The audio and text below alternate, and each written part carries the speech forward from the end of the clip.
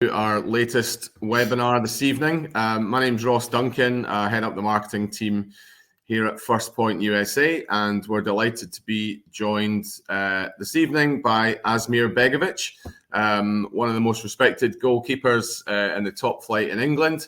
A very impressive CV that Asmir brings and still playing at a very high level. He's played for Portsmouth, Bournemouth, Stoke City, Chelsea, Everton, AC Milan, amongst others. So I'm sure we'll find out a little bit more about his various experiences and various coaches that he's worked under. We have worked with Asmir in the past through his a partnership with his academy, which we're very proud of, and we have a young goalkeeper from Fulham, TK, that we're working with just now, and hopefully she's got a good college soccer career ahead of her as well. Asmir has also played in a World Cup in Brazil in 2014. Again, I'm sure we'll find out all about that, lining up against Lionel Messi and a few others for his country, Bosnia and Herzegovina. He's also got his own foundation, very active in the media world as well. Big American football fan. So we're delighted to be joined by him this evening, and we're just going to go through a few questions with him, and hopefully he'll get some good insights. I know we've got a few goalkeepers in the audience tonight as well, a few aspiring college soccer players from UK and over in the US as well. So hopefully we'll get some good advice for all you keepers out there. So welcome, Asmir. Great to see you tonight. You're obviously at Everton just now. If you'd kind of like to tell us just a little bit about how your season's going and how life is at Everton. Well, Ross, first and foremost, thank you very much for having me with you this evening. It's an absolute pleasure to take part in your webinar, and I really appreciate your incredible introduction. So that's very, very kind of you. And as you rightly said, I'm at Everton currently. I've joined back this summer. I couldn't stay away from the club. I had a really good couple of years there. A little while ago, from 21 to 23. I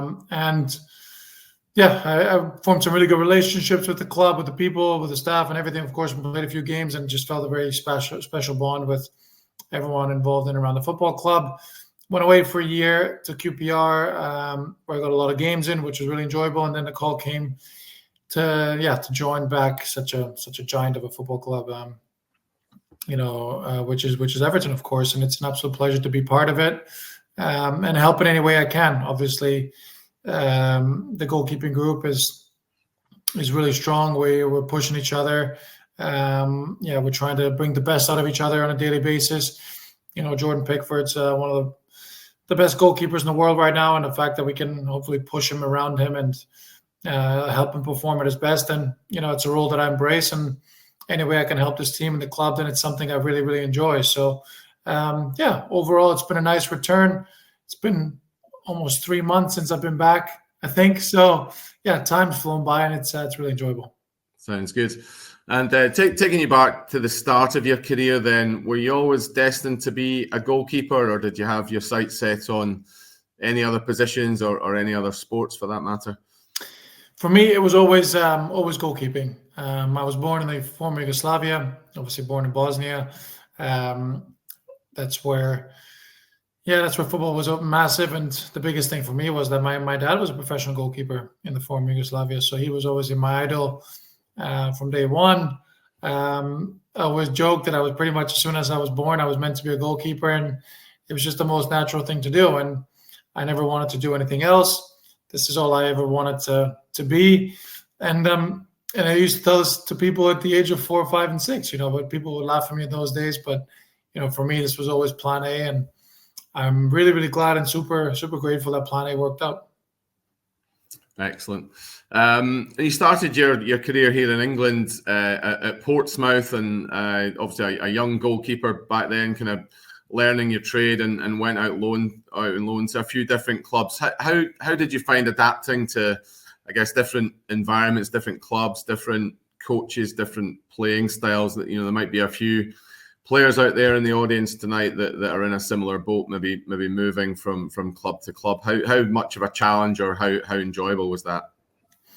Yeah, I mean, I kind of go back a little bit towards my early years of my life again, and I moved, yeah, from Bosnia to Germany, from Germany to Canada, and then, as you rightly said, in 2003, I came to the UK, and then that's where my footballing journey started. So even as a youngster, I was used to change and travel and settling in new environments and playing on different teams, obviously with the youth national teams at the time as well.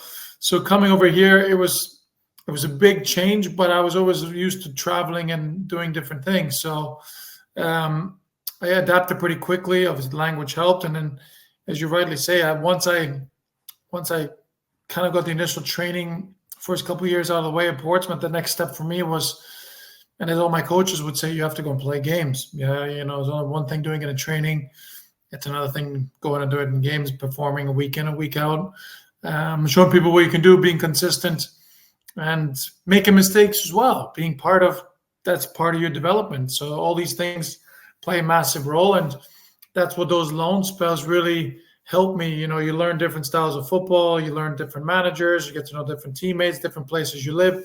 So of course, the more I did it, the easier it became. And then when I look back at my career now, so having played for so many managers and seen different styles of football, I've been actually quite adaptable. So whenever a new manager comes in, for whatever reason that may be, I can settle in pretty quickly. And with experience, with time, you end up seeing a lot of things, and it makes it a lot easier to adjust to any changes that happen. So all of those moves were, for me, beneficial in many different ways. Like I said, from a footballing point of view, from an educational point of view, my football, my IQ, but also from a life point of view, because I was able to settle, and my family had to settle in different places, and we experienced in different cultures. And I think all of those things, when looking at a positive side, helps you become a well-rounded person. Absolutely. And you talked about being part of the goalkeeping pool at Everton. You obviously got Jordan Pickford, England goalkeeper, in there, a strong pool, and I guess you've been part of big squads with strong pools. I guess, again, some of the guys that are on the call, some of the guys and girls will be in a similar situation. So obviously goalkeeping is different. You're not going to get as much game time as maybe other outfield players. So how does a goalkeeper sort of cope with that? And you talked to me earlier about kind of pushing each other, but you're obviously friends, but competitors, if you like, as well. Well, I think the most important thing is to control what you can control. I think learn at it quite in a young age is that you have to focus on your journey. You have to train the best you can and make sure you're improving every single day. You can improve, of course, by training well, but it's also in the gym, your physical aspects. You're learning by watching. So there's many different ways you can learn and improve your game no matter what. And that's what you have to do to make sure you're ready when the opportunity comes. As a youngster and as a senior professional, I've been in the number 1 position, I've been in number 2 position, number 3 position, different times, different places. But it goes back down to performing every day in training and working on your craft and learning the craft as best as you can, so that when those games do come, those opportunities come, you're ready, and then you can prove yourself, show yourself, and hopefully get to keep those places. Because even when I went from Portsmouth to Stoke, I wasn't playing initially, and I had to work 6 months to really show my quality in training. And then obviously the manager decides, or the coach decides, when you get that opportunity to play. And if you didn't take that opportunity, of course, it's going to help. And then even if you play well and the other guy gets to play or other girl gets to play, there's always people watching. There's always people watching. I learned that very quickly, whether it's at a first team game, reserve team game, practice match, everything now, especially these days, recorded. So people watching you all the time and your training habits. And so you want to give the best version of yourself as much as you can and as often as you can. Good advice. Again, looking back to the start of your career, you talked about your dad's being a goalkeeper. I guess he was very much an inspiration. Was there a certain goalkeeper when you were growing up that you really looked up to and thought, yeah, I want to be that guy? I mean, I was definitely a goalkeeping nerd in that aspect. I watched so many goalkeepers. As you rightly said, I mean, I had my dad at home, and he was my coach, my best coach, and I was really lucky for him to be my coach, because I learned a lot of things as a youngster that maybe without him I wouldn't have. Having really that specific goalkeeper training, I think it's so important for all youngsters, any young kids coming through, because if you don't get those fundamentals in your game right away, then I think it's really difficult to build a really strong base to build from. And even now, I remember what I did 20, 30 years ago, and I'm still probably doing some of the similar things. So it's really, really important. And, I watched as many games as I could. I watched as many goalkeepers as I could. And growing up in Germany, the one that stands out is Oliver Kahn. Yeah. I think he was, a little bit biased, but I think if you're looking at that late 90s, early 2000s, maybe the best goalkeeper in the world, and, how he performed on such a high level with Bayern Munich and Germany on a regular basis, consistent basis, was incredibly impressive. But then also the fact that he was captain at Bayern Munich and Germany, that his leadership was great. And I always read about, how he would lead teams, and that would be leading by example, and of course voicing sometimes things that need to be said. But at the same time, I really, enjoyed watching him all around as a goalkeeper and as a leader, and of course the person that he was. Yeah, certainly a great goalkeeper. And looking at today, then, who out of all the goalkeepers you kind of see, watch, play against, play with, would be one that you would tell young goalkeepers to look at? That's a really good question, Ross. I mean, I think I respect so many goalkeepers and everything they do. I know how hard that position is and how difficult it can be. One from a technical point of view, of course, but from a psychological point of view. So there's so many goalkeepers, and I mean, I've been so fortunate to work with some of the absolute very best. I do think probably that Thibaut Courtois is maybe still the best goalkeeper in the world. So someone like him, of course, you have to watch. And the reason I love his game, and obviously we competed and we were quite similar in style and the way we were, trying to do a bit of everything. He was just an all-around goalkeeper, did a lot of things really, really well, can play in England, can play in Spain, can play in the international game. So I think someone like him is definitely a good person to look up to. Yeah. Excellent goalkeeper. Over the course of your career, then, you'll have seen the game change. Obviously, goalkeepers having to use their feet a lot more, being involved in kind of more passing moves. And I'm certainly not a goalkeeper by any stretch, but has that been something that's been difficult to adapt to, or is it just something that you kind of your career's evolved with? Yeah. I mean, I think you evolve with the game. I think, as we kind of mentioned before, you're always learning, you're always developing, you're always taking things on board. And I think that's kind of about being as complete of a player, as complete of a goalkeeper as I possibly could be. It was always my goal, because certain managers want you to do certain things. Of course, number one thing by a country mile is still keeping the ball out of the net. So if you can make great saves through your positioning, through your techniques, and of course, I think that mentality to keep the ball out of the net, then that's really, really important. Then whether you might sometimes have to play a little bit higher, lower, you have to be comfortable in those positions, because certain managers and certain teams play a certain way, and you want to be connected with the team. If the team plays high, that means you normally play a little bit higher, and all of those sort of things. So I think it's definitely evolved. I think if you look at goalkeepers now, then even when I started, they're a lot more complete technically, but also physically, we're physical specimens now. There is so much to the game. I think you could possibly get away with a little bit more back, earlier, many, many years ago, whereas now you can't. You have to be fit, you have to be strong, you have to be super competitive. So I think definitely, goalkeepers probably now more well-rounded than ever before. Yeah. And I was reading through your bio, and I'd watched this goal, but I didn't actually realize it was a world record. Tell us about your goal that you scored from, I think it was 91.9 meters it was measured at. Yes. Yeah. Yeah, really, really cool moment. It was 11 years ago the other day, actually. It was the anniversary. So you're looking back in November of 2013. We played Southampton at home, and it was a really cool moment. I'm sure people have seen it on YouTube, and if not, that's the best way to see it, because it's the first kick of the game. Obviously, we have the kickoff. The lads pass a couple of balls back to me, and we want to try and clear our lines, get the ball forward. So I just hit the ball as hard as I could, and if for you that know, back in the day, Stoke was known for a little bit of a windy stadium and a windy place. So the wind took a little bit of hold of it, and then I think what did the other goalkeeper was the bounce. The pitch usually gets watered right before kickoff. So the fact that it took such a crazy bounce was my biggest helping point. And 10 seconds in, 91.9 meters, you rightly said, don't really know what to do with myself, so I don't do anything. But I think as time goes on, I do appreciate how cool of a moment it is and how iconic it is in footballing history as well. And it was Arthur Boric was in goal, I think, one of your former teammates, is that right? The holy goalie, right? So Arthur was on the other end.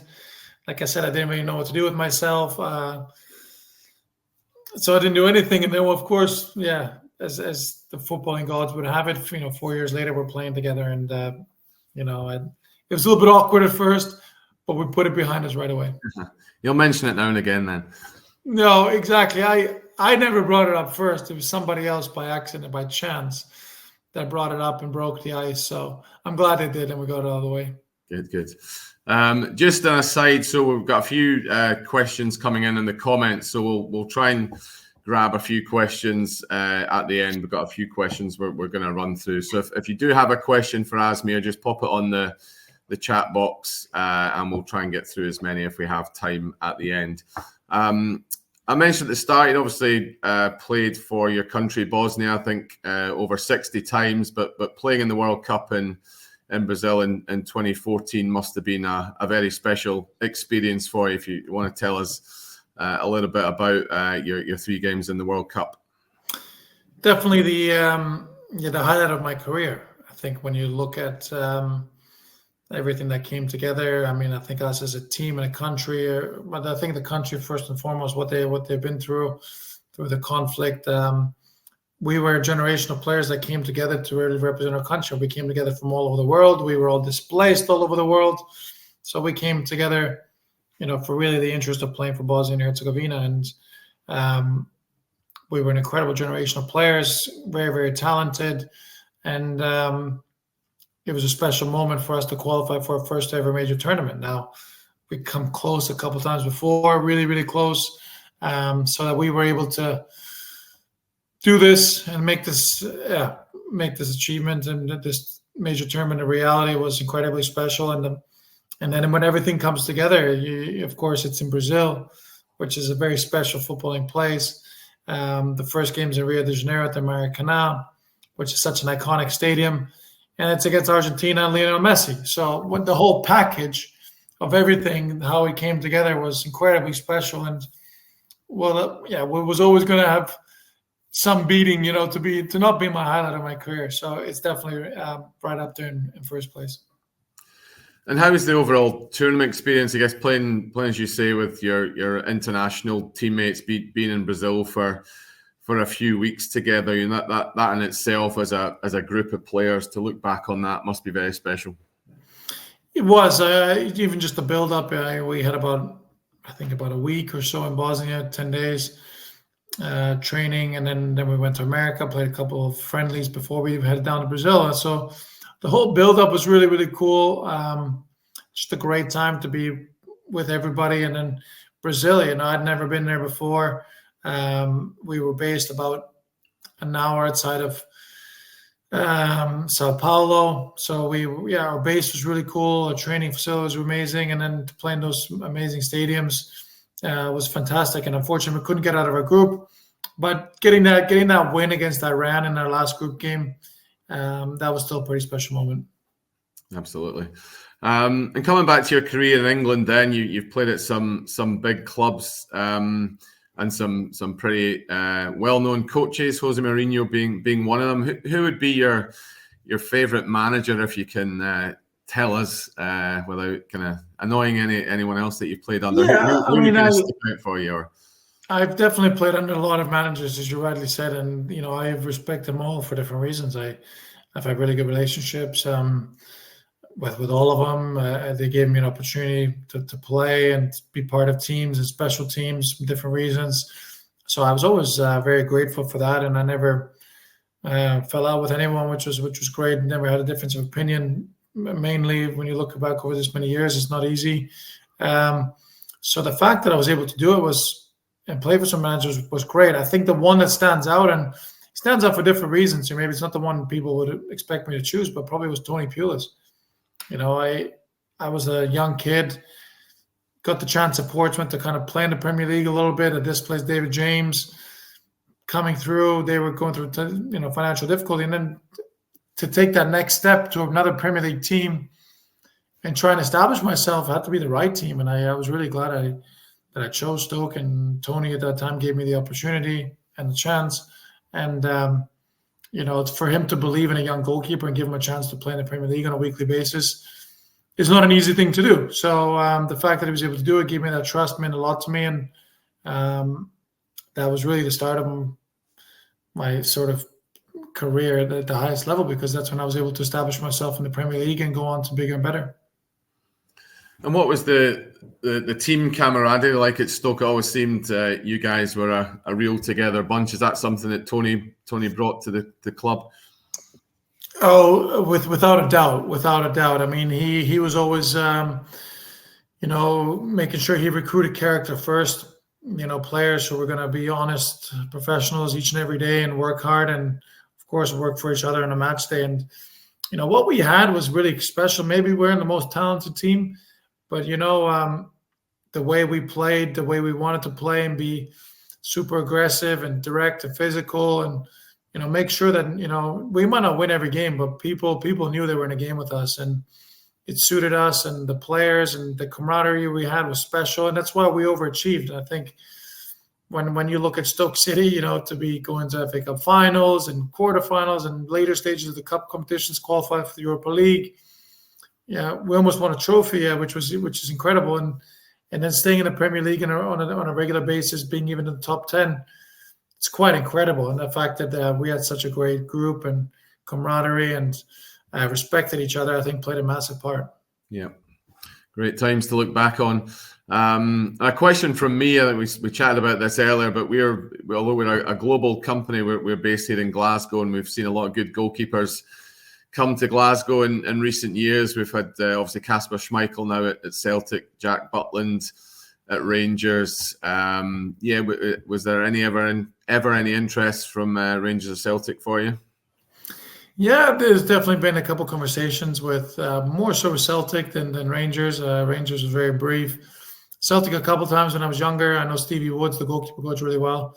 So we've had a couple conversations, and it never materialized. I mean, those are two iconic football clubs. Not only in Scotland, I think in the world of football. And anytime either of those clubs come calling and have a conversation with you, it's a massive honor. And it hasn't quite happened. I guess maybe there's still a bit of time, but so far it hasn't happened, unfortunately.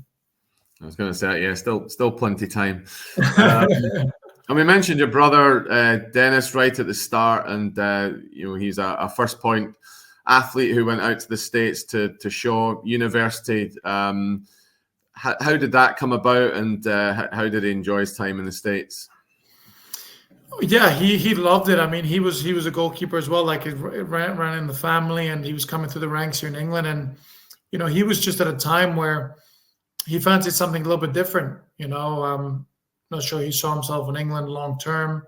Still wanted to play football. Still wanted to be a goalkeeper, but also maybe experience something else. And that's where the college route became so appealing. It made a lot of sense. I think with his background and quality, he was able to get a good opportunity over at Shaw, and the fact that he had help from such a great company and people around him, made it for such an easy transition. Really, he absolutely loved it. Did a year also used to Victoria to finish off, and he couldn't speak highly enough of the whole system, the whole experience, and obviously he's made some really great relationships and friends for life. So overall, he's absolutely had a fantastic time.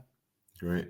And I guess that's a good route for, we work with quite a lot of academies and players that don't quite, make the grade in terms of first pro contract. But would you see the college soccer seen as a good option for some of the young goalkeepers that maybe just miss out on the first team or through to the sort of 21s? Yeah, I couldn't. I mean, I personally couldn't highly recommend it highly enough. Even when I grew up in Canada and I was young, a little bit that never happened, but I was approached by some colleges, and I was always very impressed with the approach, the professionalism, and how they looked at things. And I always think for goalkeepers, especially for goalkeepers, it's a great route because one, you get to continue to play and develop, and maybe someone in England says, well, it's not for you, or this is not, you're not for us at the moment. Go keep playing football. There's now the game, the way it's growing in North America with the MLS, the USL, and the CPL in Canada, the Mexican League. I mean, there's so many places you can play over there as well. But also, we've seen college goalkeepers come back to Europe and play at a really high level. So I think, again, it allows you to play and train at a really high level, continue to develop, which is maybe the little bit of extra time that you need, or particular person needs. So why not? And besides that, if you can get your education and obviously a life experience, I think it's a really great package. Yeah, great advice. Good to hear. And this question has been mirrored by a few of the comments coming through on the chat as well. What would be your kind of best piece of advice for a young goalkeeper coming through the ranks with aspirations to play college soccer or pro soccer? And particularly maybe from a mental side. Obviously, the mental side is a big part, an increasingly important part. What would be your kind of advice on that front? First and foremost, keep believing, keep learning, keep believing in yourself. There's no one way to achieve success or achieve your goals. People always ask that question: what is the magic recipe? Well, there isn't one, because so many different players, people have their own different ways, which is kind of what I said earlier. Or maybe your way, I remember being at 18, I'm going to go to Belgium for a year, which was a disaster. And then I'm going to come back and rebuild. And I'm thinking, well, I'm miles away from the first team, the Premier League, let alone playing in anyone's first team. And you have to go again and start again and believe again and push yourself again. So there's always ways to really do what you love, and you achieve your dreams, but you have to keep believing, you have to keep working and be smart. I know for myself, and I'm not saying my approach is the best approach, but I sacrificed a lot. I mean, I put a lot of time, and I just still do to this day, into my job. I mean, whether it's my preparation, my actual work, training, and the recovery, and everything that goes in with it. So, live your life the right way, but keep believing in those opportunities, and I'm sure things will work out one way or another as time goes on. That's great. Again, one of the things that's changed, and you'll have seen it more than anyone, I guess, is a kind of data analysis, performance analysis behind the scenes. And you'll have, I guess, at a club like Everton, you'll have a big team behind you. How much of that has had an impact on particularly goalkeepers again and players in general?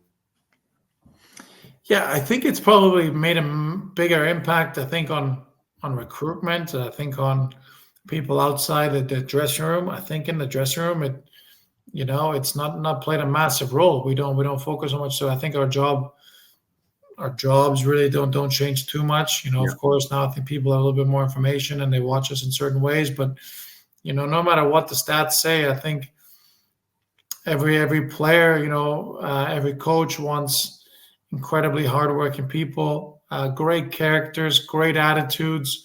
The guys that are going to look after each other. And I think that's still something data and things can't measure, but it's definitely something that plays a role. People use it to their own interest, however they want to, depending on how they want to create certain teams and players. Where I think data has been great is I think now where we can measure our physical output. I think that helps a lot. Sometimes you think you're feeling great, but maybe your body's telling you otherwise, and maybe that's going to help prevent a few injuries and things like that. So I think there's certain ways where it can be really used, but at the same time, it's the hard work, it's the person, and I think the way they go about their business, which is still considered probably the most important thing for people. Yeah.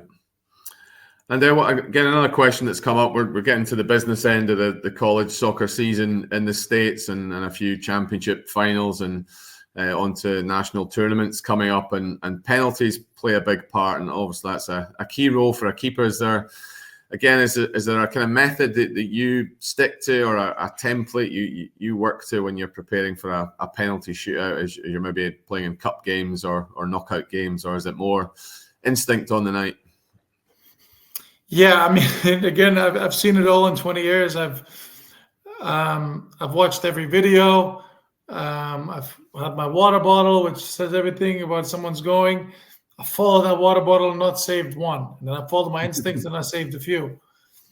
I followed my instincts, not saved one, and should have followed the bottle. It's really an unknown science, I think, of course. I think as long as you feel comfortable with what decision you make, and you do need a bit of luck. Listen, let's not get it twisted here. I think the attacking player is always the favorite to score penalties, so they show having a free shot from such a distance. So, I think for us, the goalkeeper, don't put too much pressure on yourself. Whatever you do, I think the way the takers take the penalty, make sure you go and commit. Don't be stuck in the middle or anything like that. If you want to go right, go right. If you want to go left, left. Or if you want to stand, I think that's becoming a little bit more popular now. Stand. You have to do something, whatever you do, with conviction. And then, a little bit of luck on your side, as you do in your whole career, and hopefully you can make those saves at the right time. Any memorable penalty shootouts that you've starred in? Memorable ones. Nothing. Actually, not that many, to be honest with you, Ross. I wish I could say more. I remember the Florida Cup, my first ever game with Everton. We were in one, and I scored one and saved one to win it. Couple League Cup ones for Bournemouth, where we progressed. I remember Chelsea losing one, Everton losing one. So mixed. 2-3 good experiences, couple not so good experiences. Beat Celtic in the Sydney Cup, which is a more friendly thing. So mixed results. Yeah. And we'll wish all the goalkeepers best of luck in the coming up games. Again, then look, kind of your memories. What would you've had hundreds, thousands of saves? What would be the one that sticks out the most? What's your most memorable save? Yeah, I mean, gosh, I usually let other people judge those things. I think every save is important in its own right. They have to be made, otherwise it's the goals. But the one that sticks out, and I'm not sure many people remember, we played. I was at Stoke. We played Man United. I think it was January time, and we were pretty desperate for the points at that moment, and we had beaten Man United, and Stoke hadn't beaten Man United so many years that it was becoming a bit of a trend that there was always beating us, and we managed to beat Man United at home 2-1, and I was able to make a save in the top corner from Wayne Rooney, literally in the last minute free kick, where I was able to tip it on the bar, and things like that. I think the moment of the game, the save's fantastic, but I think because it seals a result, a big result, those are always the ones you remember most. Good one to look back on, that one. Okay, we've got a few other questions coming in. The biggest frustration about being a goalkeeper. I heard you on a recent podcast talking about lazy media, talking about getting beaten at the near post. Is that something that rankles with you? Yeah, I mean, I think if you look at the frustrations, I think actually from the playing side, not so much. I think obviously, of course, whenever you don't get to play, I think we all want to play. Only one can play. There's only so many positions, so I think that's a frustration. But I love everything about the job on a daily basis, to be honest with you. So not too many. In the outside world, I think there's definitely a lack of education on the position. I think I'm really hopeful that more of us goalkeepers kind of get into that media space and be able to educate people a lot more, because I think people make it too easy on them, and it becomes standard cliches that have nothing to do with the position, and anyone who plays the position will know that. So those would be the main frustrations, but hopefully we can change that in the future. Okay. Another one come in. Keeping your concentration during a game where I guess you're not having much action, or you're kind of not seeing a lot of the ball. What's your advice on that front for a keeper to keep focused throughout the 90 minutes? It is a skill. It is a skill. So the more you play, the more you'll, the more you will absolutely understand what you need to do. I think communication is really important. If you're playing in large crowds, chances are maybe not everyone's going to hear you. But what it does, I think it keeps you connected and engaged in the game. whether you're talking to your central defenders, your fullbacks, people in front. I think it just, it keeps you engaged in the game, makes you feel everyone in front of you, but also makes them feel you a little bit so they know where you are. So I think communicating throughout a game to your defenders and all your players in front, I think is a really great way of keeping engaged. Yeah. Again, we chatted earlier about your love of American football, the other football code. You were at the Spurs Stadium recently for the game. You're a New England Patriots fan. How did that all come about? I am indeed. Let's go. Yeah, absolutely. I mean, when I obviously mentioned I grew up in Canada. When I was younger. I'm an absolute sports nut. So anything sport wise that's on television, I'm all over it. And just love the NFL. The time I started watching the NFL, it was the Patriots and Tom Brady coming on the scene, and so I stuck with them. And Patriots always been my team ever since then. And Tom Brady is one of my sporting idols. So that's the way I got into it, and I just absolutely love everything about the sport. I think it's a lot of fun to watch, and some pretty cool plays, and some incredible athletes, doing the craft. So absolutely love watching as much as I can. A future career option, possibly coming on as a punter, or? As a punter, kicker? No, I don't. I don't see it. I mean, never say never. I have tried kicking that American football, a couple of times, but it's actually a lot harder than you think. So, massive respect to those guys. Yeah. And you're obviously you've been playing for 20 odd years, but still young as far as some goalkeepers go. How long do you see yourself continuing to play? Hopefully for a few more years. And what do you see yourself doing beyond your playing career? Gosh, no pressure, huh? No pressure for going a bit longer. I mean, I take everything year by year. I think you get to a stage, as you rightly said, sort of 30s, mid-30s, where, it's a year on, year out. And most importantly, do you feel well physically, mentally? You have that drive to still get up every day and push yourself. That's really important. Hopefully in the right environment. Hopefully clubs and people will need you and want you around, which is a good thing. And then afterwards, I don't know. I do like, as I mentioned, the media. I do like that space for sure. The front office interests me. A director of football type role definitely interests me. Behind the scenes, I've got my own brand, AB1GK, where we do goalkeeping products, academies, camps, all over the world now. So it's definitely something along those lines. I'd like to stay connected to the game one way or another, and we'll see which one of these routes I get to pick. I'm sure there'll be plenty of opportunities for you, both on and off the field. I guess a final question that I've got. The club's about to move into the new stadium, which is pretty exciting for all Everton fans and players. What would be the best stadium that you've played in to date? Yeah, I mean, to touch on the Everton one, it's going to be incredible. Yeah, I think the stadium's going to be absolutely fantastic, and some really, really exciting times ahead for the club.